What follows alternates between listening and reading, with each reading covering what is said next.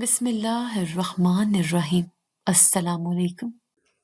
سالار سکندر، میری طرف دیکھو۔ میری آواز میں ایسی گونج تھی جس نے اس وسیع و عریض کمرے کے در و دیوار ہلا دیے تھے۔ میرے ہاتھ میں موجود فائل اس کی میز پر گرتے ہی بکھر گئی تھی۔ وہ کرسی پر بیٹھا اطمینان سے سگار سلگا رہا تھا، جیسے میری موجودگی یا میرا غصہ اس کے لیے بے معنی ہو۔ تم جانتے تھے نا؟ بولو سالار، تم پہلے دن سے جانتے تھے کہ اس رات کھیتوں میں وہ کسی کی جان میرے باپ نے نہیں لی تھی۔ تم جانتے تھے کہ وہ گولی کسی اور نے چلائی تھی اور الزام میرے بوڑھے باپ کے سر تھوپا گیا تھا۔ میں ہذیانی کیفیت میں اس کے گریبان تک پہنچ گئی تھی۔ جواب دو مجھے، تم نے مجھے ونی بنا کر یہاں قید کیوں رکھا؟ جب تم سچ جانتے تھے، کیوں مجھے ذلت کی زندگی دی؟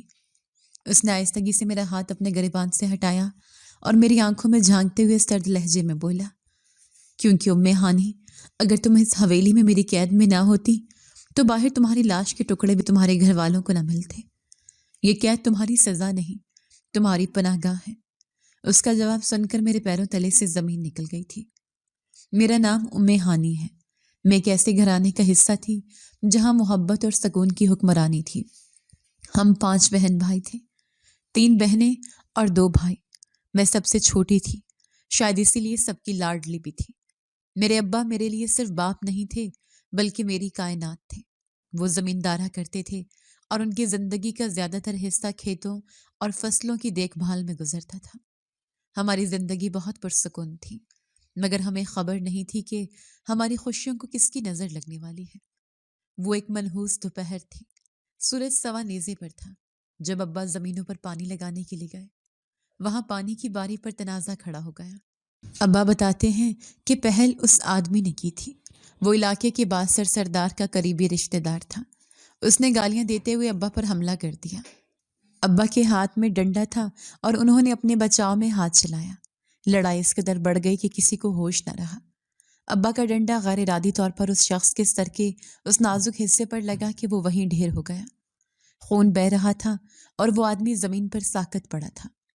ابا کے ہوش اڑ گئے۔ وہ قتل کرنا نہیں چاہتے تھے مگر قتل ہو چکا تھا۔ ہمیں جب خبر ملی تو گھر میں کوہرام مچ گیا۔ ابا ہامتے ہوئے گھر آئے اور بولے، تیاری کرو، ہمیں ابھی اسی وقت یہاں سے نکلنا ہوگا۔ اگر ہم یہاں رکے تو وہ لوگ ہمیں زندہ نہیں چھوڑیں گے۔ ہم سب دہشت کے مارے کانپ رہے تھے۔ امی رو رہی تھیں اور ہم بہنیں ایک دوسرے سے لپٹی ہوئی تھیں۔ ہم نے ضروری سامان بھی نہیں اٹھایا اور شہر کی طرف بھاگ نکلے۔ میرا بڑا بھائی شہر میں پڑھتا تھا اور ابا ہمیں وہیں لے جانا چاہتے تھے، لیکن ہماری قسمت میں شہر کی پناہ نہیں بلکہ حویلی کا قید خانہ لکھا تھا۔ ہم گاؤں کے حدود سے نکلنے ہی والے تھے کہ سامنے سے 2 بڑی کالی جیپوں نے ہمارا راستہ روک لیا۔ گاڑیوں سے بھاری بھرکم افراد اترے اور انہوں نے ہماری گاڑی کو گھیرے میں لے لیا۔ سردار کے آدمیوں نے ہمیں وہیں دبوچ لیا تھا۔ اس رات ہمیں واپس گاؤں لایا گیا۔ اگلی صبح پنچایت بیٹھی۔ یہ کوئی عام فیصلہ نہیں تھا، کیونکہ مرنے والا سردار علی نواز کا قریبی عزیز تھا۔ ہمارے گاؤں کی روایت تھی کہ مقتول کو تب تک دفنایا نہیں جاتا تھا جب تک مجرم کا فیصلہ نہ ہو جائے۔ مجرم میرا باپ تھا۔ ابا ہاتھ باندھے سردار علی نواز کے سامنے کھڑے تھے۔ ان کی سفید داڑھی آنسوں سے تر تھی۔ سردار جی، میرا یقین کریں، میں نے جان بوجھ کر نہیں مارا۔ وہ مجھ پر حملہ آور تھا۔ یہ سب ہاتھا پائی میں ہوا۔ مجھے معاف کر دیں سردار۔ سردار علی نواز کی آنکھوں میں خون اتر آیا تھا۔ انہوں نے حقارت سے ابا کی طرف دیکھا اور گرجدار آواز میں فیصلہ سنایا، خون کا بدلہ خون ہے رحمان، یا تو تم اپنی جان دو گے یا پھر تمہاری بیٹی ونی ہو کر ہمارے گھر آئے گی۔ تمہاری وہ بیٹی جو کنواری ہے اور 15 سال کی ہے، وہ میں تھی۔ میری عمر 15 سال تھی۔ یہ سنتے ہی ابا سردار کے قدموں میں گر گئے۔ نہیں سردار، ایسا ظلم نہ کریں، میری ہانی بہت چھوٹی ہے، وہ تو بھی گڑیوں سے کھیلتی ہے۔ آپ میری جان لے لیں مگر میری بچی کو سزا نہ دیں، اس کا کوئی قصور نہیں ہے۔ مگر وہاں کسی کے سینے میں دل نہیں تھا۔ فیصلہ اٹل تھا۔ سردار نے حکم صادر کر دیا، شام ڈھلنے سے پہلے رحمان کی بیٹی کا نکاح میرے بڑے بیٹے سالار سکندر سے ہوگا۔ یہ جرگے کا حتمی فیصلہ ہے۔ مجھے لگا جیسے کسی نے میرا گلا گھونٹ دیا ہو۔ مجھے ایک ایسے شخص کے حوالے کیا جا رہا تھا جسے میں نے کبھی دیکھا نہیں تھا اور سنا تھا کہ وہ اندھا ہے۔ ابا نے مجھے گلے لگایا تو ان کا وجود سوکھے پتے کی طرح کانپ رہا تھا۔ ان کے آنسو میرے کندھے بھگو رہے تھے۔ مجھے معاف کر دے میری بچی، میں نے تیری حفاظت کا وعدہ کیا تھا، مگر آج میں ہی تجھے قصائیوں کے حوالے کر رہا ہوں۔ امی دروازے کی چوکھٹ پر بے ہوش پڑی تھیں اور بھائیوں کو سردار کے آدمیوں نے بندوقوں کے زور پر روک رکھا تھا۔ میں نے آخری بار اپنے گھر کی دیواروں کو دیکھا جہاں میرا بچپن گزرا تھا۔ مجھے یقین نہیں آ رہا تھا کہ یہ میری رخصتی کا منظر ہے۔ نہ لال جوڑا، نہ مہندی، نہ ڈھولک، بس خوف، دہشت اور آنسو۔ سردار کے خاص کرندے نے میرا بازو پکڑا اور گھسیٹتے ہوئے جیپ کی طرف لے گیا۔ چل جلدی کر، سردار صاحب انتظار کر رہے ہیں۔ جیپ کا دروازہ بند ہوا اور گاڑی دھول اڑاتی حویلی کی طرف چل پڑی۔ راستے بھر میں نے اپنی آنکھیں بند رکھی جیسے حقیقت سے فرار چاہتی ہوں۔ حویلی کا صدر دروازہ کھولا تو یوں لگا جیسے میں کسی دیو کی غار میں داخل ہو رہی ہوں۔ جیپ رکتے ہی مجھے اتارا گیا۔ سامنے برآمدے میں چند عورتیں کرسیوں پر براجمان تھیں۔ ان کے لباس اور زیورات ان کی عمارت کا پتہ دے رہے تھے، مگر ان کے چہروں پر فرعونیت تھی۔ درمیان میں بیٹھی ایک باعبت عورت نے مجھے سر سے پاؤں تک دیکھا۔ وہ سردارنی بیگم تھی۔ انہوں نے حقارت سے منہ پھیر لیا۔ یہی ہے وہ؟ اتنی منحوس شکل ہے اس کی، آتے ہی ہمارے گھر کا سکون برباد کر دیا۔ ساتھ کھڑی ایک اور عورت نے جو شاید ان کی چھوٹی بہن تھی جلتی پر تیل چھڑکا۔ آپا جی، خون کا بدلہ خون ہونا چاہیے تھا۔ اس 2 کی لڑکی کو گھر میں لا کر کیوں اپنی نسل گندی کر رہی ہیں؟ سردارنی بیگم نے میری طرف انگلی اٹھائی۔ یہ فیصلہ جرگے کا ہے اور ہمیں ماننا پڑے گا۔ مولوی صاحب کو بلاؤ، نکاح ابھی اور اسی وقت ہوگا۔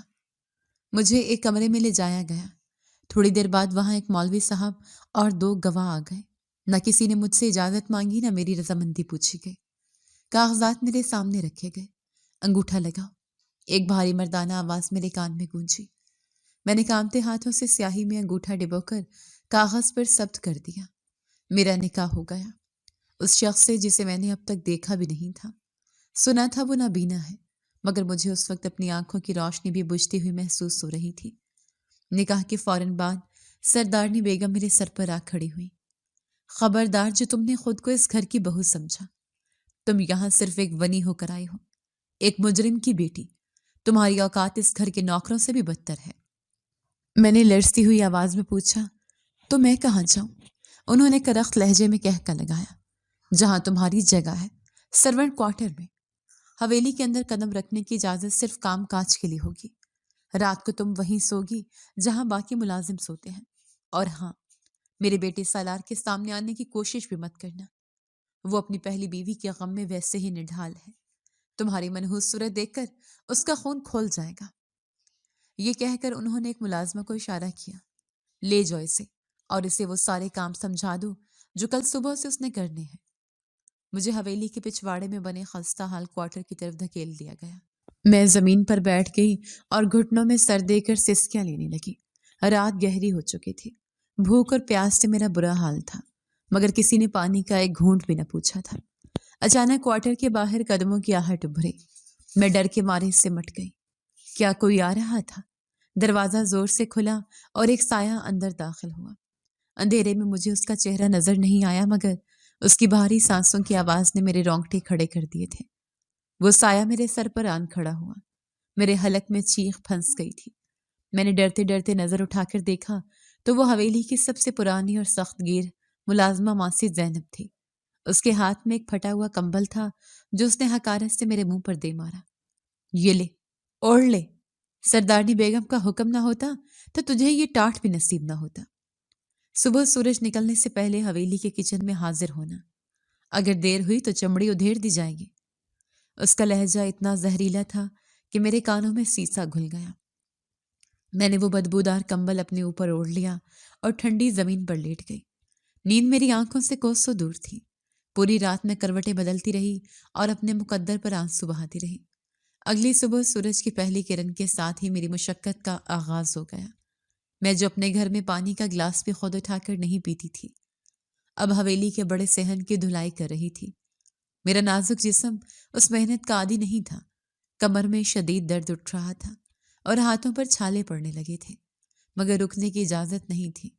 حویلی کی عورتیں دیکھنے میں جتنی معزز اور نفیس تھیں، ان کے دل اتنے ہی سیاہ تھے۔ وہ میرے پاس سے گزرتی تو جان بوجھ کر فرش پر کچھ گرا دیتی اور پھر مجھے حکم دیتی، اے مجرم کی بیٹی، یہ صاف کر، ٹھیک سے صاف کرنا ورنہ کھانا نہیں ملے گا۔ میں خاموشی سے جھک کر صفائی کرتی اور اپنے آنسو پونچھ لیتی۔ سب سے عجیب بات یہ تھی کہ اس حویلی میں مجھے میرے شوہر کا کچھ اتا پتہ نہیں تھا۔ میرا نکاح جس شخص سے ہوا تھا وہ کون تھا اور کہاں تھا، یہ ایک معمہ بنا ہوا تھا۔ دن بھر حویلی میں صرف عورتوں کا راج ہوتا تھا۔ جیسے ہی شام ڈھلتی اور حویلی کے مردوں کی واپسی کا وقت ہوتا تو عجیب افراتفری مچ جاتی۔ ایک شام میں نے ڈرتے ڈرتے ماسی زینب سے پوچھا، ماسی وہ سردار جی کے بڑے بیٹے کہاں ہوتے ہیں؟ ماسی نے مجھے گھور کر دیکھا اور ڈانٹ دیا، تجھے کیا غرض؟ تیری اوقات نہیں ہے ان کے بارے میں پوچھنے کی۔ خبردار جو ان کے سامنے آنے کی کوشش بھی کی۔ جب سرکار اور چھوٹے سردار حویلی آتے ہیں تو تمام ملازم اور خاص طور پر تم جیسی منحوس کوارٹرز میں بند ہو جایا کرو۔ ان کی نظر تم پر نہیں پڑنی چاہیے۔ یہی وجہ تھی کہ میں نے اپنے شوہر کو اب تک نہیں دیکھا تھا۔ مجھے بس اتنا معلوم تھا کہ وہ نابینا ہیں اور شاید اسی لیے انہیں مجھ جیسی ونی قبول کرنی پڑی تھی۔ میں سوچتی تھی کہ شاید وہ بھی ظالم ہوں گے، اسی لیے مجھے بلایا تک نہیں۔ دن گزرتے گئے اور میری حالت بگڑتی گئی۔ ایک دن حویلی میں غیر معمولی ہلچل تھی۔ ہر طرف سوائیاں ہو رہی تھیں اور دیگیں چڑھائی جا رہی تھیں۔ مجھے سمجھ نہیں آ رہی تھی کہ کیا ماجرا ہے۔ میں کچن سے باہر نکلنے لگی تو سردارنی بیگم نے میرا راستہ روک لیا۔ ان کے چہرے پر ایک ظالمانہ مسکراہٹ تھی۔ کہاں جا رہی ہو؟ آج حویلی میں بہت بڑی دعوت ہے، پورے علاقے کے معززین آ رہے ہیں۔ آج تجھے کمر سیدھی کرنے کی اجازت نہیں ملے گی۔ ڈھیروں برتن دھونے ہیں اور مہمانوں کے لیے فرش چمکانا ہے۔ یہ کام تیرا باپ تو آ کر کرے گا نہیں؟ میں نے بے چارگی سے ان کی طرف دیکھا۔ میرا جسم تھکن سے چور تھا مگر ان کی آنکھوں میں رحم کی کوئی رمق نہیں تھی۔ جی بیگم صاحبہ، میں نے سر جھکا دیا۔ مجھے نہیں معلوم تھا کہ یہ دعوت والی رات میری زندگی میں ایک نیا طوفان لانے والی ہے۔ حویلی میں مہمانوں کا تانتا بندھا ہوا تھا اور کچن میں برتنوں کے پہاڑ کھڑے تھے۔ میری انگلیاں پانی میں رہ رہ کر سفید پڑ چکی تھیں اور سوج گئی تھیں۔ کمر اس قدر اکڑ گئی تھی کہ سیدھا کھڑا ہونا بھی محال ہو رہا تھا۔ باہر لان سے کہکوں اور باتوں کی آوازیں آ رہی تھیں، جہاں انواع و اقسام کے کھانے پروسے جا رہے تھے، اور یہاں میں اس گھر کی بہو ہونے کے باوجود پسینے میں شرابور جوٹھے برتن مانج رہی تھی۔ میں نے ایک لمحے کو سستانے کے لیے ہاتھ روکا اور دیوار سے ٹیک لگائی ہی تھی کہ پیچھے سے ایک کرخت آواز آئی، ہاتھ کیوں رک گئے تیرے؟ میں ہڑبڑا کر سیدھی ہوئی۔ بڑی سردارنی بیگم دروازے میں کھڑی مجھے شعلہ بار نظروں سے گھور رہی تھی۔ میں نے لرزتی ہوئی آواز میں کہا، بیگم صاحبہ، ہمت جواب دے گئی ہے۔ صبح سے ایک نوالا نہیں کھایا، بس تھوڑی دیر بیٹھنا چاہتی تھی۔ وہ تیزی سے چلتی ہوئی میرے سر پر آ پہنچی اور میرے بازو کو زور سے جھنجھوڑا۔ بیٹھنا چاہتی ہے تو کیا یہاں تیرے لیے پھولوں کی سیج سجا دوں؟ بھول گئی اپنی اوقات؟ یہ کام تیرا باپ نہیں کرے گا آ کر۔ مجرم کی بیٹی ہے تو، ونی ہو کر آئی ہے۔ اپنی مرضی سے تو یہاں سانس بھی نہیں لے سکتی، سونا تو دور کی بات ہے۔ جب تک ہماری مرضی نہیں ہوگی تیرے ہاتھ نہیں رکنے چاہیے۔ چل لگ کام پر۔ ان کے لہجے میں اتنی نفرت تھی کہ میرا دل چھلنی ہو گیا۔ میں نے آنسو پی کر دوبارہ صابن اور جونا اٹھا لیا۔ رات کے 2 بج رہے تھے جب آخری دیگچی دھلی۔ میرا جسم تھکن سے چور ہو چکا تھا، پاؤں میں ورم آ گیا تھا۔ مجھے حکم ملا کہ اب میں سرونٹ کوارٹر جا سکتی ہوں۔ میں لڑکھڑاتے قدموں کے ساتھ اندھیرے صحن کو پار کرتی ہوئی کوارٹر تک پہنچی۔ وہاں گھپ اندھیرا اور ہو کا عالم تھا۔ میں نے دروازہ بند کیا اور ٹوٹی ہوئی چٹائی کے پاس ٹھنڈے فرش پر ہی ڈھہ گئی۔ نہ کوئی بستر تھا نہ سرہانہ، بس سخت زمین تھی۔ میں نے اپنی چادر کو خود پر لپیٹا اور آنکھیں موند لی۔ جسم کا ہر جوڑ دکھ رہا تھا مگر یہ ٹھنڈا فرش مجھے کہاں سونے دیتا تھا۔ اوپر سے میں جو نرم گداز بستروں کی عادی تھی، اس پتھریلی زمین پر کیسے سکون پاتی؟ نیند میری آنکھوں سے کوسوں دور تھی۔ ابھی میں کروٹ بدل کر درد کو کم کرنے کی کوشش ہی کر رہی تھی کہ اچانک دروازے کی کنڈی بجی۔ میرا دل زور سے دھڑکا۔ اتنی رات گئے کون ہو سکتا ہے؟ میں اٹھ کر بیٹھ گئی۔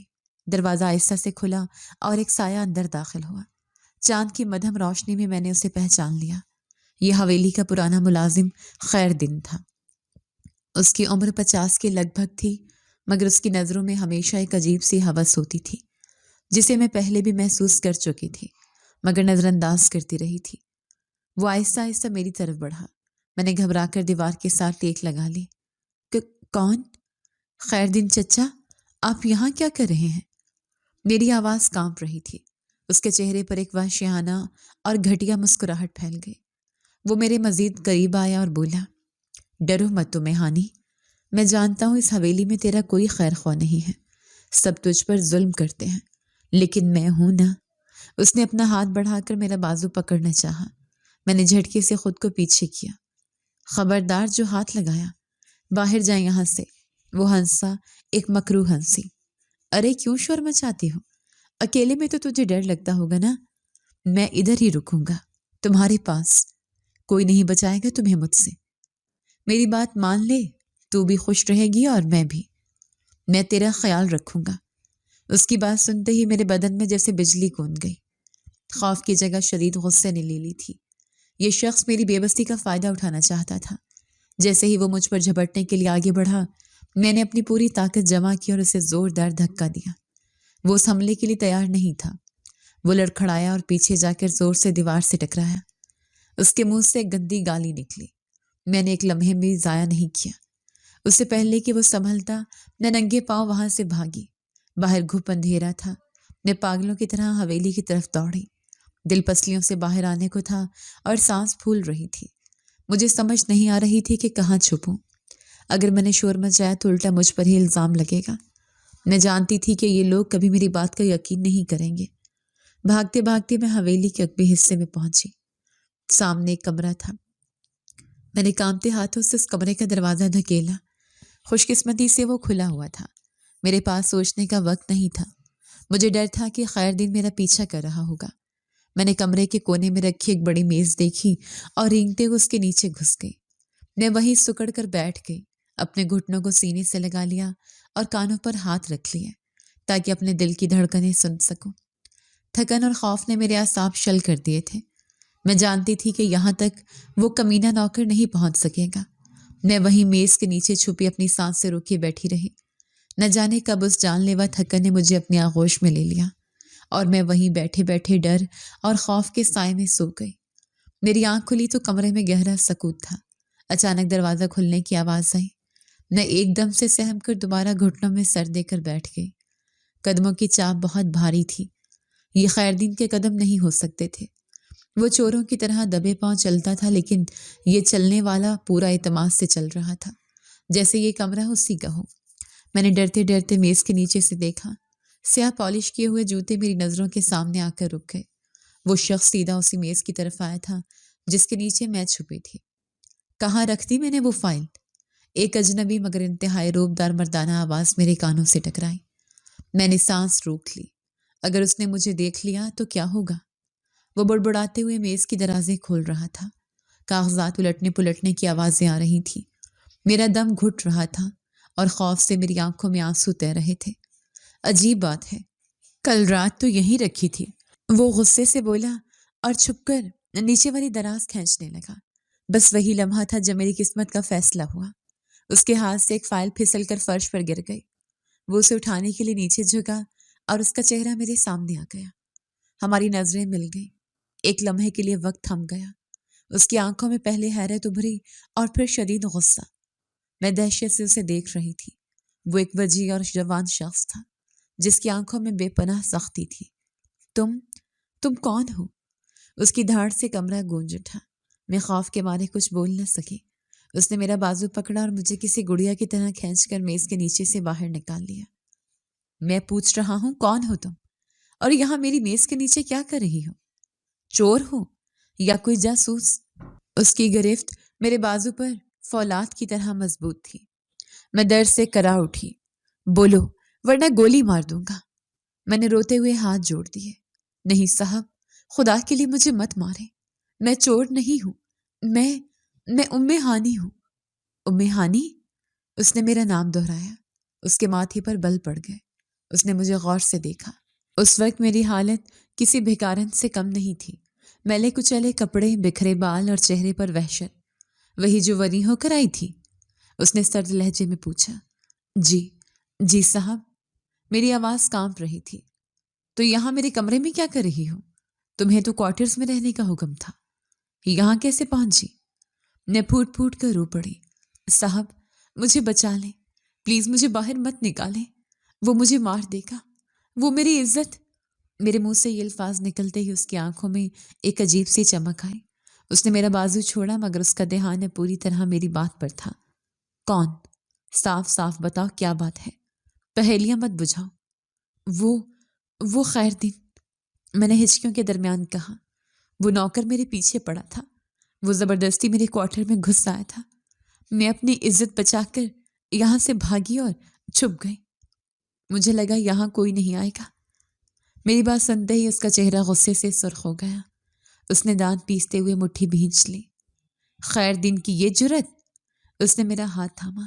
اس بار اس کے لفظ میں سختی نہیں تھی بلکہ ایک عجیب سا تحفظ تھا. میرے ساتھ آؤ. نہیں صاحب، میں باہر نہیں جاؤں گی. مجھے ڈر لگ رہا ہے. میں نے پیچھے ہٹنا چاہا. اس نے مڑ کر میری آنکھوں میں دیکھا. جب تک میں تمہارے ساتھ ہوں تمہیں کسی سے ڈرنے کی ضرورت نہیں. چلو میرے ساتھ. وہ مجھے کھینچتا ہوا کمرے سے باہر لے آیا. ہم کوریڈور سے گزرتے ہوئے سیدھے حویلی کے بڑے صحن میں آ گئے. صبح کا اجالا پھیل چکا تھا. گل خان، سب کو باہر بلاؤ فوراً. اس کی آواز بجلی کی کڑک کی طرح گونجی. حویلی کے در و دیوار ہل گئے تھے. چند ہی لمحوں میں ملازم چوکیدار اور حویلی کی عورتیں بڑبڑاتی ہوئی باہر نکل آئیں. حتیٰ کہ سردارنی بیگم بھی اپنی شال سنبھالتی ہوئی برآمدے میں آ گئی. کیا ہوا سالار؟ صبح صبح کیوں طوفان مچا رکھا ہے؟ سردارنی بیگم نے گھبرا کر پوچھا. یہ نام سن کر مجھے جھٹکا لگا. سالار؟ یہ سالار ہے میرا شوہر؟ لیکن وہ تو اندھا تھا. سب کہتے تھے وہ دیکھ نہیں سکتا مگر یہ شخص تو سب کچھ دیکھ رہا ہے. یہ میرا ہاتھ تھامے سب کے سامنے کھڑا ہے. میں ہکا بکا اس کے چہرے کو دیکھ رہی تھی. سالار نے ماں کی بات کا جواب نہیں دیا. اس کی نظریں ملازموں کی بھیڑ میں کسی کو ڈھونڈ رہی تھیں. اسے میرے سامنے پیش کرو. خیردین کہاں ہے؟ بھیڑ چڑھی اور خیردین کانپتا ہوا سامنے آیا. اس کے چہرے پر ہوائیں اڑ رہی تھیں. جی سرکار. سالار نے میرا ہاتھ چھوڑا اور چیتے کی طرح خیردین پر جھپٹا. اس سے پہلے کہ کوئی کچھ سمجھ پاتا سالار نے ایک زوردار تھپڑ خیردین کے منہ پر دے مارا. وہ لڑکھڑا کر زمین پر گر گیا. تیری یہ جرت؟ تو حویلی کی عزت پر ہاتھ ڈالے گا؟ سالار نے اسے گریبان سے پکڑ کر اٹھایا اور دیوار کے ساتھ دے مارا. خیردین نے چیخ کر رحم کی بھیک مانگی. سرکار، میں نے کچھ نہیں کیا. یہ لڑکی جھوٹ بول رہی ہے. یہ خود میرے پاس آئی تھی. یہ آوارہ ہے. سالار نے اسے دوبارہ زمین پر پٹخا. اپنی بکواس بند رکھ. اگر ایک لفظ بھی مزید بولا تو زبان کھینچ لوں گا. سردارنی بیگم تیزی سے آگے بڑھائی. سالار بیٹا، ہوش کرو. تم ایک 2 ٹکے کی ونی کی خاطر اپنے وفادار ملازم کو مار رہے ہو. یہ لڑکی مکار ہے، جھوٹ بول رہی ہے. سالار اپنی ماں کی طرف پلٹا. اس کی آنکھوں میں خون اترا ہوا تھا. وفادار؟ ماں جی، آپ اس سے وفادار کہہ رہی ہیں جو گھر کی بہو بیٹیوں پر بری نظر رکھتا ہے؟ بہو؟ سردارنی بیگم نے حقارت سے کہا. کون سی بہو؟ یہ مجرم کی بیٹی ہے، ہمارے دشمن کی بیٹی ہے. اس کی حیثیت نوکروں سے بھی بدتر ہے. بس. سالار نے ہاتھ اٹھا کر انہیں روک دیا. صحن میں مکمل سناٹا چھا گیا. سب کی نظریں سالار پر جمی تھیں. وہ میری طرف آیا اور سب کے سامنے میرا ہاتھ اپنے ہاتھ میں لے لیا. یہ دشمن کی بیٹی بعد میں ہے، پہلے یہ میرے نکاح میں ہے. یہ میری بیوی ہے، مسز سالار سکندر. اور آج کے بعد اگر کسی نے چاہے وہ کوئی ملازم ہو یا گھر کا کوئی فرد، اس کی طرف میلی آنکھ سے دیکھا یا اس کی توہین کی تو وہ میرا سب سے بڑا دشمن ہوگا. اس کے الفاظ حویلی کے سناٹے میں گونج رہے تھے. سردارنی بیگم کا منہ کھلے کا کھلا رہ گیا. تم ہوش میں تو ہو سالار؟ تم جانتے ہو یہ کون ہے؟ اس کے باپ نے تمہارے... میں سب جانتا ہوں. سالار نے ان کی بات کاٹ دی. لیکن سزا مجرم کو ملتی ہے، بے گناہ کو نہیں. اور ام ہانی بے قصور ہے. آج کے بعد یہ سرونٹ کوارٹر میں نہیں بلکہ میرے کمرے میں رہے گی، اسے عزت اور توقیر کے ساتھ جو اس گھر کی بہو کا حق ہے. اس نے میرا ہاتھ کھینچا. آؤ میرے ساتھ. میں کسی مسحور شخص کی طرح اس کے ساتھ چل پڑی. مجھے یقین نہیں آ رہا تھا کہ یہ سب حقیقت ہے. سالار مجھے لے کر اپنے کمرے میں داخل ہوا اور ایک جھٹکے سے دروازہ بند کر دیا. میں دروازے سے ٹیک لگا کر کھڑی ہو گئی جبکہ وہ اطمینان سے چلتا ہوا صوفے کی طرف گیا. میرے دل کی دھڑکن ابھی تک بے ترتیب تھی اور دماغ میں سوالوں کا طوفان برپا تھا. وہ شخص جو کل تک نابینا مشہور تھا اب میرے سامنے اپنی کلائی سے گھڑی کھول کر میز پر رکھ رہا تھا۔ اس کے چلنے کا انداز، اس کے دیکھنے کا انداز، سب کچھ نارمل تھا۔ وہاں کیوں کھڑی ہو؟ ادھر آ کر بیٹھو۔ اس نے صوفے کی طرف اشارہ کیا۔ میں ڈرتے ڈرتے آگے بڑھی اور صوفے کے کنارے پر سمٹ کر بیٹھ گئی۔ آپ دیکھ سکتے ہیں؟ آخرکار مجھ سے رہا نہ گیا اور میں نے پوچھ ہی لیا۔ سالار نے میری طرف دیکھا اور ایک گہری سانس لی۔ ہاں، میں دیکھ سکتا ہوں۔ میں نے کبھی نہیں کہا کہ میں اندھا ہوں۔ یہ تو تم لوگوں نے خود فرض کر لیا اور میں نے ان کی غلط فہمی دور کرنا ضروری نہیں سمجھا۔ لیکن کیوں؟ میرے منہ سے بے اختیار نکلا۔ یہ ایک لمبی کہانی ہے امی ہانی، اور ابھی اس کا وقت نہیں ہے۔ ابھی وقت یہ طے کرنے کا ہے کہ تمہارے ساتھ آگے کیا ہوگا۔ اس نے انٹرکام اٹھایا اور کسی ملازم کو چائے اور ناشتے لانے کا حکم دیا۔ میں حیرت سے اسے دیکھ رہی تھی۔ وہ شخص جو ابھی نیچے شیر کی طرح دھاڑ رہا تھا، اب میرے سامنے بالکل پرسکون بیٹھا تھا۔ دیکھو، میں جانتا ہوں تمہارے ذہن میں بہت سے خدشات ہیں۔ تم سوچ رہی ہو کہ میں نے تمہیں وہاں سب کے سامنے اپنی بیوی کیوں کہا۔ میں نے اس بات میں سر ہلایا، کیونکہ تم میری بیوی ہو۔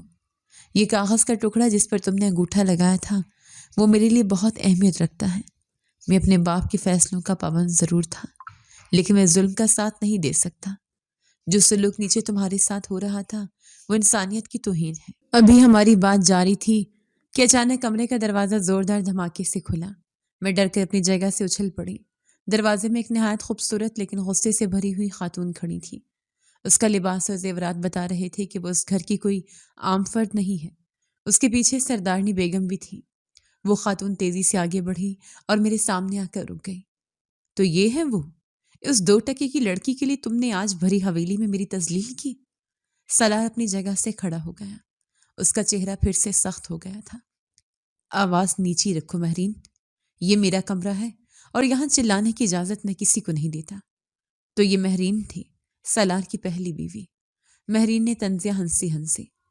تمہیں اپنی عزت کا بہت خیال ہے سالار، لیکن میری عزت کا کیا؟ تم اس لڑکی کو اپنے کمرے میں لائے ہو جس کے باپ نے میرے بھائی کو قتل کیا۔ یہ ہمارے دشمن کی بیٹی ہے سالار، اس کے ہاتھوں پر میرے بھائی کا خون ہے۔ یہ سن کر مجھے لگا جیسے کسی نے میرے سر پر ہتھوڑا مارا ہو۔ تو وہ شخص جو میرے باپ کے ہاتھوں غلطی سے مارا گیا تھا، وہ مہرین کا بھائی تھا۔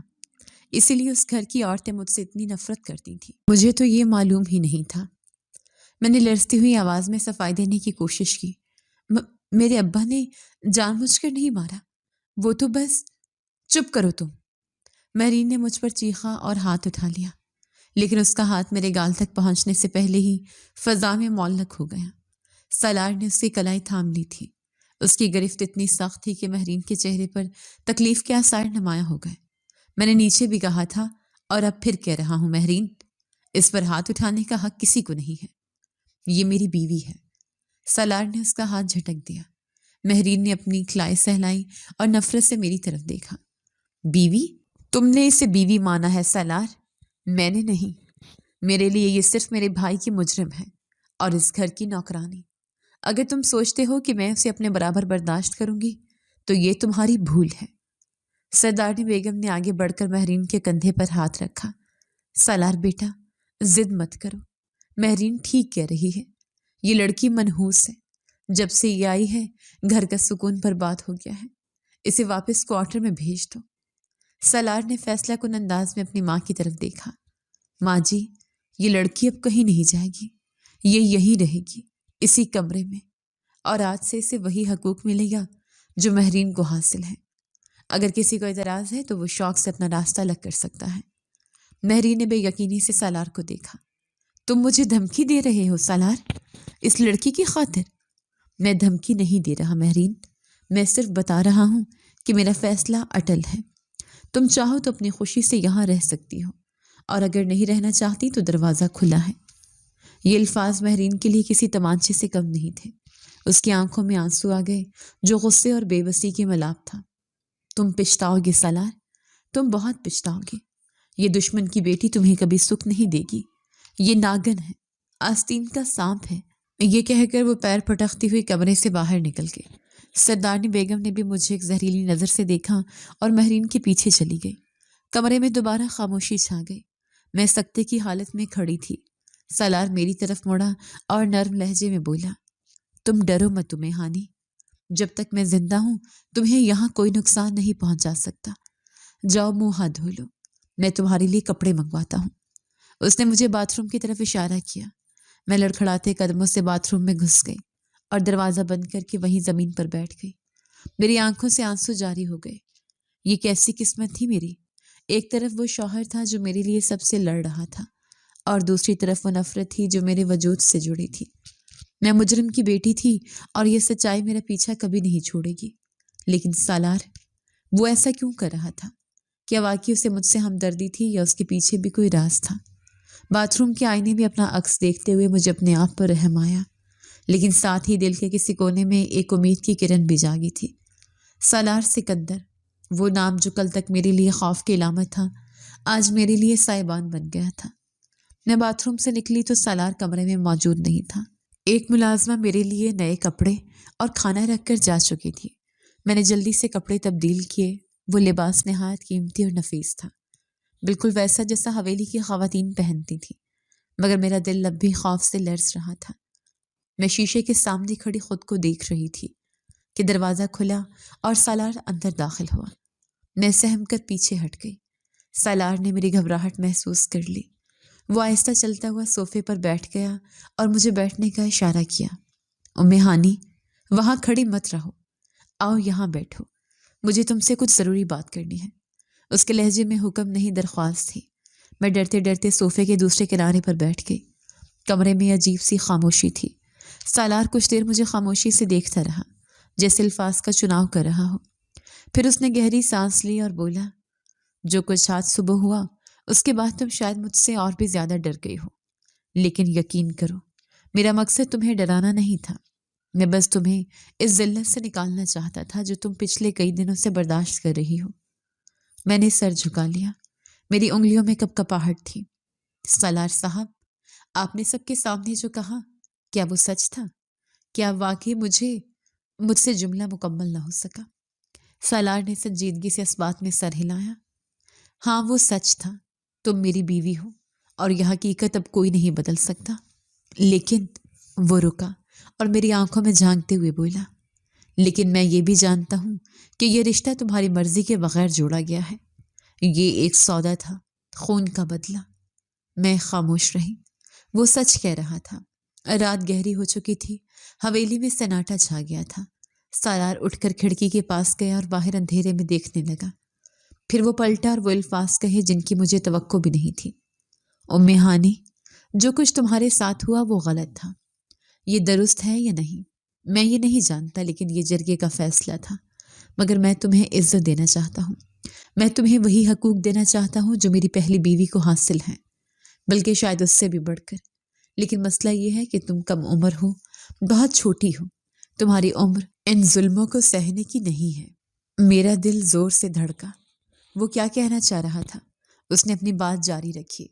میں ان فرسودہ رسموں اور رواجوں کا قائل نہیں ہوں جو بے گناہوں کو سزا دیں۔ میرے باپ کا فیصلہ تھا، اس لیے مجھے سر جھکا کر ماننا پڑا، نکاح کرنا پڑا۔ لیکن اب تمہارے ساتھ ہوتا ظلم و ستم دیکھ کر اور خاص طور پر کل رات والے واقعے کے بعد مجھے یہ اندازہ ہوا ہے کہ یہ سراسر غلط ہے۔ جس سے غلطی ہو سزا اسی کو ہونی چاہیے۔ تم تو بے قصور تھی۔ میری آنکھوں میں آنسو آ گئے۔ پہلی بار کسی نے اس حویلی میں مجھے انسان سمجھا تھا۔ تو آپ کیا چاہتے ہیں؟ میں نے لرزتی آواز میں پوچھا۔ سالار میرے قریب آیا اور نرمی سے بولا، تم چاہو تو اپنے باپ کے گھر واپس جا سکتی ہو، مجھے کوئی اعتراض نہیں ہوگا، میں تمہیں قید نہیں رکھوں گا۔ میں چونک کر کھڑی ہو گئی۔ کیا آپ مجھے جانے دیں گے؟ لیکن سردارنی بیگم اور سردار جی، وہ تو مجھے مار ڈالیں گے۔ میں نے کہا نا، میں تمہارے ساتھ ہوں، کوئی تمہارا بال بھی بیکا نہیں کر سکتا۔ اگر تم جانا چاہتی ہو تو ابھی اسی وقت میں تمہیں خود چھوڑنے جاؤں گا، فیصلہ تمہارا ہے۔ میں بے یقینی سے اسے دیکھ رہی تھی۔ کیا آزادی اتنی آسانی سے مل سکتی تھی؟ میرے ذہن میں اپنے ماں باپ اور بہن بھائیوں کے چہرے گھوم گئے۔ میں نے تڑپ کر کہا، میں جانا چاہتی ہوں، میں اپنے گھر جانا چاہتی ہوں۔ سالار کے چہرے پر ایک عجیب سا تاثر ابھرا، شاید دکھ کا یا شاید اطمینان کا، میں سمجھ نہیں سکی۔ ٹھیک ہے، چادر اوڑھ لو، ہم ابھی نکل رہے ہیں۔ اس نے اپنی گاڑی کی چابیاں اٹھائیں ہم پچھلے دروازے سے نکلے۔ سالار نے کسی کو خبر نہیں ہونے دی تھی۔ گاڑی حویلی کے گیٹ سے باہر نکلی تو میں نے سکھ کا سانس لیا۔ راستے بھر ہم دونوں خاموش رہے۔ سالار کی نظریں سڑک پر تھیں اور میں کھڑکی سے باہر بھاگتے درختوں کو دیکھ رہی تھی۔ مجھے یقین نہیں آ رہا تھا کہ میں اس جہنم سے آزاد ہو رہی ہوں۔ تقریباً 2 گھنٹے بعد گاڑی میرے گاؤں کے کچے راستے پر ہچکولے کھا رہی تھی۔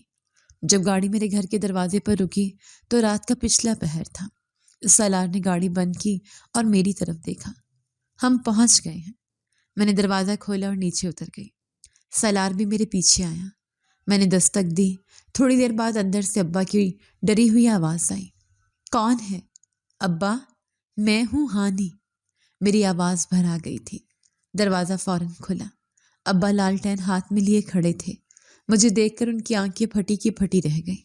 ہانی، بیٹا تم؟ میں روتے ہوئے ان کے سینے سے لگ گئی۔ امی اور بھائی بھی جاگ گئے۔ گھر میں کوہرام مچ گیا۔ سب مجھے حیرت اور خوشی سے دیکھ رہے تھے، لیکن ساتھ ہی ان کی نظریں سالار پر بھی جمی تھیں، جو پیچھے خاموش کھڑا تھا۔ میرے بھائی غصے سے آگے بڑھے لیکن ابا نے روک دیا۔ سالار نے آگے بڑھ کر ابا کو سلام کیا۔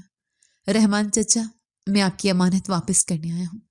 یہ بچی بے قصور ہے اور میں نہیں چاہتا کہ یہ میرے خاندان کے گناہوں یا رواجوں کی بھینٹ چڑھے۔ ابا نے ہاتھ جوڑ دیے۔ سردار جی، آپ نے ہماری لاج رکھ لی۔ ہم آپ کا یہ احسان کبھی نہیں بھولیں گے۔ سالار نے ایک نظر میری طرف دیکھا۔ اس کی آنکھوں میں کچھ ایسا تھا جس نے میرے دل کو ایک لمحے کے لیے روک دیا تھا۔ اسے احسان مت سمجھیں، یہ اس کا حق تھا۔ پھر وہ میری طرف مڑا۔ ہانی، تم آزاد ہو۔ اب تم پر حویلی کا کوئی قانون لاگو نہیں ہوتا۔ خوش رہنا۔ وہ مڑا اور تیزی سے گاڑی کی طرف بڑھ گیا۔ میں دہلیز پر کھڑی اسے جاتا دیکھتی رہی۔ گاڑی کی سرخ لائٹیں اندھیرے میں گم ہو گئیں تو مجھے محسوس ہوا جیسے میرے وجود کا کوئی حصہ بھی اس گاڑی کے ساتھ چلا گیا ہے۔ میں اپنے گھر میں تھی، اپنوں کے درمیان، مگر دل میں ایک عجیب سی ویرانی اتر آئی تھی جس کی وجہ مجھے سمجھ نہیں آ رہی تھی۔ گھر کی 4 دیواریں جس کی حفاظت میں نے اپنا بچپن گزارا تھا اب مجھے کاٹ کھانے کو دوڑ رہی تھی۔ میرا بڑا بھائی گھر آیا تو اس کے چہرے پر ہوائیاں اڑ رہی تھیں۔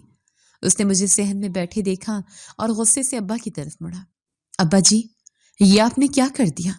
اسے واپس کیوں رکھ لیا؟ ابا نے حیرت سے اسے دیکھا۔ کیا مطلب؟ میری بیٹی ہے، میرا خون ہے۔ سالار صاحب خود چھوڑ کر گئے ہیں۔ سالار صاحب چھوڑ گئے ہیں کیونکہ وہ سردار ہیں، ان کی مرضی۔ بھائی چلایا۔ لیکن گاؤں والے باتیں بنا رہے ہیں۔ وہ کہہ رہے ہیں کہ ونی واپس نہیں آتی، صرف لاش واپس آتی ہے۔ اگر سردار نے اسے استعمال کر کے چھوڑ دیا ہے تو یہ ہمارے لیے غیرت کا مسئلہ ہے، اور اگر وہ رحم کھا کر چھوڑ گیا ہے تو باقی سردار ہمیں زندہ نہیں چھوڑیں گے۔ میرے ہاتھ سے پانی کا گلاس چھوٹ کر گر گیا۔ بھائی، یہ آپ کیا کہہ رہے ہیں؟ وہ میری طرف لپکا۔ میں سچ کہہ رہا ہوں ہانی، تم نہیں جانتی باہر کیا طوفان مچا ہے۔ لوگ کہہ رہے ہیں سردار سالار نے اپنی پرانی دشمنی کا بدلہ لے کر اسے پھینک دیا ہے۔ ہماری عزت خاک میں مل گئی ہے۔ خبردار جو ان کے بارے میں ایک لفظ بھی غلط کہا۔ میں اپنی جگہ سے کھڑی ہو گئی تھی۔ میری آواز میں اتنی شدت تھی کہ بھائی بھی ایک لمحے کو سہم گیا۔ وہ ایسے نہیں ہیں، انہوں نے مجھے عزت دی ہے، انہوں نے مجھے تمہاری طرح بوجھ نہیں سمجھا، بلکہ مجھے اختیار دیا کہ میں اپنی زندگی جی سکوں۔ تم لوگ تو مجھے کسائیوں کے حوالے کر کے رو دھو کر بیٹھ گئے تھے۔ وہ واحد شخص تھا جو میرے لیے اپنی ہی برادری، اپنی ہی ماں سے لڑ گیا۔ میرا سینہ پھٹ رہا تھا۔ میں نے ان چند دنوں میں وہاں جو دیکھا تھا اور آج جو اپنے گھر میں دیکھ رہی تھی، زمین آسمان کا فرق تھا۔ وہاں ایک اجنبی میرے لیے ڈھال بنا کھڑا تھا اور یہاں میرے اپنے مجھے غیرت کا مسئلہ سمجھ رہے تھے۔ کچھ دن یوں ہی گزر گئے، خوف اور تانوں کے سائے میں۔ مجھے ہر پل سالار کی یاد آتی تھی۔ اس کا وہ جملہ میرے کانوں میں گونجتا تھا، جب تک میں زندہ ہوں تمہیں کوئی نقصان نہیں پہنچا سکتا۔ یہاں میں آزاد تو تھی مگر غیر محفوظ تھی، اور وہاں میں قید تھی مگر سالار کی پناہ میں تھی۔ مجھے شدت سے احساس ہوا کہ عزت 4 دیواری میں نہیں، محافظ میں ہوتی ہے، اور میرا محافظ میرا باپ یا بھائی نہیں، سالار سکندر تھا۔ ایک شام میں چھت پر کھڑی تھی۔ بھائی نیچے صحن میں ابا سے کہہ رہے تھے کہ ہمیں ہانی کو کسی دور کے رشتہ دار کے ہاں بھیج دینا چاہیے، ورنہ گاؤں والے جینا حرام کر دیں گے۔ میں نے فیصلہ کر لیا۔ میں نیچے اتری اور سیدھی بھائی کے پاس گئی۔ مجھے فون چاہیے بھائی۔ بھائی نے مجھے گھورا۔ کس کو فون کرنا ہے؟ اپنے شوہر کو، میں نے مضبوط لہجے میں کہا۔ کیا دماغ تو خراب نہیں ہو گیا تمہارا؟ وہ تمہیں چھوڑ گیا ہے۔ اب کیوں؟ انہوں نے مجھے چھوڑا نہیں تھا، مجھے اختیار دیا تھا، اور اب میں اپنا اختیار استعمال کرنا چاہتی ہوں۔ فون دے مجھے بھائی۔ بھائی نے انکار کرنا چاہا، لیکن میری آنکھوں میں وہ عزم تھا جو پہلے کبھی نہیں تھا۔ میں نے زبردستی فون ان کے ہاتھ سے لیا۔ میرے ذہن میں وہ نمبر محفوظ تھا جو میں نے حویلی میں لینڈ لائن پر لکھا دیکھا تھا۔ میرے ہاتھ کانپ رہے تھے، لیکن دل مطمئن تھا۔ بیل جا رہی تھی، ایک بار، دو بار، تیسری بار فون اٹھا لیا گیا۔ ہیلو، وہ سالار کی بھاری اور روبدار آواز تھی۔ میرا دل حلق میں آ گیا، میری آنکھوں سے بے اختیار آنسو بہہ نکلے۔ سالار، میرے منہ سے بمشکل نکلا۔ دوسری طرف ایک لمحے کی خاموشی چھائی، پھر اس کی آواز میں بے چینی در آئی۔ ام ہانی، تم ہو؟ سب خیریت تو ہے؟ کسی نے کچھ کہا تمہیں؟ اس کی آواز میں وہی فکر مندی، وہی تڑپ تھی۔ میں پھوٹ پھوٹ کر رو پڑی۔ مجھے لے جائیں سالار، مجھے یہاں نہیں رہنا، مجھے آپ کے پاس آنا ہے۔ تم رو کیوں رہی ہو؟ مجھے بتاؤ، ہوا کیا ہے؟ میں ابھی آ رہا ہوں۔ نہیں، کچھ نہیں ہوا، بس مجھے سمجھ آ گئی ہے کہ میری عزت اور میرا گھر وہ نہیں جہاں میں پیدا ہوئی، بلکہ وہ ہے جہاں آپ ہیں۔ میں واپس آنا چاہتی ہوں، اپنی مرضی سے۔ دوسری طرف سالار نے گہری سانس لی۔ مجھے محسوس ہوا جیسے اس نے بھی کئی دنوں بعد سانس لی ہو۔ تم تیار رہو ہانی، میں لینے آ رہا ہوں، اور اس بار تمہیں کوئی مجھ سے دور نہیں کر سکے گا، وعدہ رہا۔ میں نے فون بند کیا تو بھائی اور ابا مجھے حیرت سے دیکھ رہے تھے۔ میں جا رہی ہوں ابا، اپنے گھر، اپنے شوہر کے پاس۔ بھائی نے راستہ روکنا چاہا۔ ہم تمہیں واپس اس جہنم میں نہیں جانے دیں گے۔ وہ جہنم نہیں ہے، میں نے آنسو پونچھتے ہوئے کہا۔ جہنم وہ جگہ ہوتی ہے جہاں اپنوں پر بھروسہ نہ ہو، اور جنت وہ ہے جہاں کوئی آپ کی عزت کی حفاظت کرے۔ میں نے اپنا انتخاب کر لیا ہے۔ تھوڑی ہی دیر میں باہر گاڑی کے ٹائروں کی چنگھاڑ سنائی دی۔ وہ آ گیا تھا، میرا سالار مجھے لینے آ گیا تھا۔ گاڑی کا دروازہ کھلا اور سالار کا مضبوط ہاتھ میری طرف بڑھا۔ میں نے بنا کسی ہچکچاہٹ کے اپنا ہاتھ اس کے ہاتھ میں دے دیا۔ میرے بھائی اور ابا دہلیز پر پتھر کے بت بنے کھڑے تھے۔ چلو ام ہانی، اس کی آواز میں ایسا یقین تھا جس نے میرے رہے سہے خدشات بھی مٹا دیے۔ میں نے مڑ کر اپنے گھر والوں کو نہیں دیکھا، کیونکہ میرا اصل گھر اب وہ تھا جہاں میرا ہاتھ تھامنے والا کھڑا تھا۔ گاڑی میں بیٹھتے ہی سالار نے میری طرف دیکھا۔ اس کی آنکھوں میں سرخی تھی، جیسے وہ کئی راتوں سے سویا نہ ہو۔ تم نے مجھے حیران کر دیا ام ہانی، مجھے لگا تھا تم مجھے مڑ کر بھی نہیں دیکھو گی۔ میں نے نم آنکھوں سے مسکرا کر کہا، میں نے عزت کو چنا ہے سالار، اور عزت مجھے اس حویلی میں نہیں، آپ کی ذات میں ملی ہے۔ اس نے میرا ہاتھ دبا دیا۔ میں وعدہ کرتا ہوں تمہیں کبھی پچھتانا نہیں پڑے گا۔ گاڑی حویلی کے پورچ میں رکی تو وہاں کا منظر بدلا ہوا تھا۔ شاید میری واپسی کی خبر پہنچ چکی تھی۔ سردارنی بیگم اور مہرین برآمدے میں ہی کھڑی تھی۔ مجھے سالار کے ساتھ اترتا دیکھ کر مہرین کے چہرے پر نفرت اور غصے کے ملے جلے تاثرات ابھرے۔ ہم جیسے ہی قریب پہنچے مہرین چیخ پڑی، یہ پھر آ گئی؟ سالار، تم نے کہا تھا تم اسے چھوڑ آئے ہو، یہ واپس کیوں آئی ہے؟ سالار نے میرا ہاتھ نہیں چھوڑا، وہ اسے اسی مضبوطی سے تھامے سب کے سامنے کھڑا رہا۔ یہ اپنی مرضی سے گئی تھی مہرین، اور اب اپنی مرضی سے اور میری خوشی سے واپس آئی ہے۔ یہ اب کہیں نہیں جائے گی۔ مہرین نے پاگلوں کی طرح اپنا سر پیٹ لیا۔ تمہیں ہوش تو ہے؟ یہ میرے بھائی کی مجرم ہے، میں اس عورت کے ساتھ ایک چھت کے نیچے نہیں رہ سکتی۔ فیصلہ کر لو سالار، یا یہ رہے گی یا میں۔ سردارنی بیگم نے بھی مہرین کا ساتھ دیا۔ بیٹا، یہ لڑکی ہمارے خاندان کے لیے ناسور ہے، اسے نکال دو۔ سالار نے ایک ٹھنڈی آہ بھری اور مہرین کی آنکھوں میں آنکھیں ڈال کر بولا، میں چاہتا تھا کہ ہم سب ساتھ رہیں، میں انصاف کرنا چاہتا تھا، میں تمہیں تمہارے حقوق دے رہا تھا اور اسے اس کے، میں دونوں کو برابر رکھنے کو تیار تھا، لیکن اگر تم فیصلہ کر ہی چکی ہو تو سن لو، ام ہانی میری بیوی ہے اور وہ یہی رہے گی۔ اگر تمہیں اس کے وجود سے مسئلہ ہے تو دروازہ کھلا ہے۔ یہ سنتے ہی مہرین کے پیروں تلے سے زمین نکل گئی۔ تم مجھے طلاق دو گے؟ اس کے لیے؟ میں طلاق نہیں دے رہا، میں تمہیں اختیار دے رہا ہوں، جیسے میں نے ام ہانی کو دیا تھا۔ رہنا ہے تو اس کی عزت کرنی ہوگی، اور اگر نہیں رہنا تو تم آزاد ہو۔ مہرین نفرت سے مجھے گھورتے ہوئے پیچھے ہٹی۔ میں تمہارے ساتھ نہیں رہ سکتی، مجھے تم سے طلاق چاہیے، ابھی اور اسی وقت۔ میں تمہاری یہ توہین برداشت نہیں کر سکتی کہ تم نے مجھ پر ایک دشمن کی بیٹی کو ترجیح دی۔ سالار نے خاموشی سے سر ہلایا اور مجھے لے کر اندر بڑھ گیا۔ پیچھے مہرین کی چیخ و پکار جاری تھی، لیکن سالار نے مڑ کر نہیں دیکھا۔ کمرے میں آ کر اس نے مجھے بٹھایا اور میرے سامنے گھٹنوں کے بل بیٹھ گیا۔ تم جانتی ہو ام ہانی، بحرین کا یہ فیصلہ میرے لیے حیران کن نہیں ہے۔ کیوں؟ میں نے حیرت سے پوچھا۔ وہ آپ کی پہلی بیوی تھی، آپ ان سے محبت کرتے ہوں گے۔ سالار نے تلخ مسکراہٹ کے ساتھ نفی میں سر ہلایا۔ محبت یک طرفہ نہیں ہوتی۔ اس کا رویہ میرے ساتھ شروع سے ہی ٹھیک نہیں تھا۔ وہ سردار کی بیوی تو بننا چاہتی تھی، لیکن سالار کی بیوی نہیں۔ وہ صرف سٹیٹس چاہتی تھی، لیکن تم۔ وہ رکا اور میری آنکھوں میں جھانکنے لگا۔ تمہیں لگتا ہے میں نے تمہیں اس رات میز کے نیچے پہلی بار دیکھا تھا؟ نہیں ام ہانی، میں نے تمہیں اس دن دیکھا تھا جب تم پہلی بار ونی ہو کر حویلی کے صحن میں اتری تھی۔ میں کھڑکی سے تمہیں دیکھ رہا تھا۔ تمہاری آنکھوں میں جو خوف اور معصومیت تھی، میں اسی پل تمہیں دل ہار بیٹھا تھا۔ میرا دل زور سے دھڑکا۔ کیا آپ مجھے تب سے؟ ہاں، میں پہلی نظر میں ہی تمہیں چاہنے لگا تھا ام ہانی، لیکن میں مجبور تھا، رسموں میں جکڑا ہوا۔ میں اندھا ہونے کا ناٹک صرف اس لیے کر رہا تھا تاکہ میں جان سکوں کہ میرے ارد گرد کون میرا اپنا ہے اور کون سام۔ اور اس دن جب میں نے تمہیں اپنے لیے لڑتے دیکھا، جب تم نے اپنی عزت بچانے کے لیے آواز اٹھائی، تب میں نے قسم کھا لی تھی کہ اب میں تمہیں کسی رسم کی بھیڑ نہیں چڑھنے دوں گا۔ اس کی باتیں میرے دل میں اتر رہی تھیں۔ وہ شخص جسے میں اپنا دشمن سمجھتی رہی، وہ تو میرا محافظ نکلا۔ مہرین چلی گئی ام ہانی، شاید تمہاری وجہ سے، یا شاید اسے بس بہانا چاہیے تھا، لیکن میں خوش ہوں کہ تم میرے پاس ہو۔ اب اس حویلی میں صرف تمہارا راج ہوگا۔ اس نے میرا ماتھا چوما اور مجھے یوں لگا جیسے میں نے پوری دنیا پالی ہو۔ آج حویلی کی فضا بدلی ہوئی تھی۔ وہ ملازم جو کل تک مجھے حقارت سے دیکھتے تھے، آج ادب سے سر جھکائے کھڑے تھے۔